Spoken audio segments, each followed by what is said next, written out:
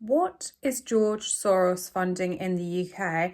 You may have seen that he's been in the news rather a lot this week, but on the other side of the pond, the US is going through what USAID was being used to pay for, and Soros appears to have received subsidies. So, has Soros been involved in British democracy as well? I think some of you already know the answer to this, but I was going to do a little readout of some of the things so far that are out there, but I've trawled through and I found that Soros funds. This list is by no means extensive. There's so many that it would take me a few videos to go through everything he funds here, but perhaps one of the biggest ones is he funds C40 Cities. Most of the media have never heard of this. It's a global network of the world's leading cities that are united in action to confront the climate crisis, and Sadiq Khan is co-chair of. Now, I genuinely do believe a lot of the media don't know about C40 Cities, but also some of them may be on side and not really think it's a big deal, even though it's not democratically elected. Ergo, it's not democratic particularly. It has a lot of big funders. He's also given millions of pounds in funding to Best for Britain.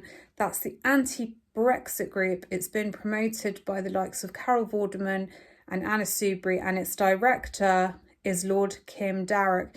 You may remember he used to be the British ambassador to the United States, and in 2019 he famously insulted Donald Trump in a move that was not very good for US-UK relations.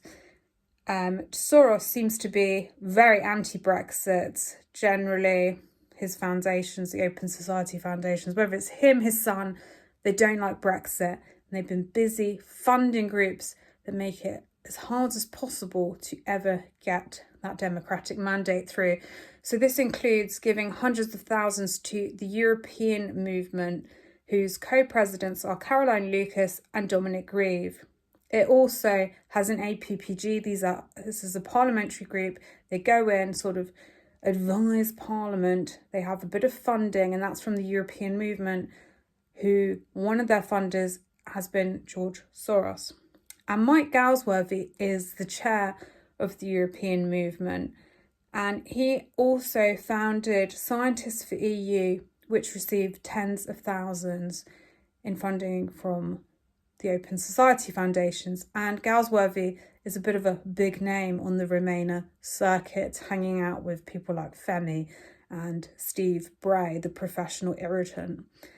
Next up is $3 million to the UCL department of Professor Mariana Mazzucato. She's described as the star economist who inspired Keir Starmer's missions. You'll notice how many times Labour keeps saying missions. They have a mission-driven government. This kind of pseudo-scientific economic jargon comes from Mazzucato, who shares other funders with C40 Cities, including, she's also funded by the Rockefeller Foundation, which the US has been busy discussing this week as well when it comes to the funding of radically left-wing groups.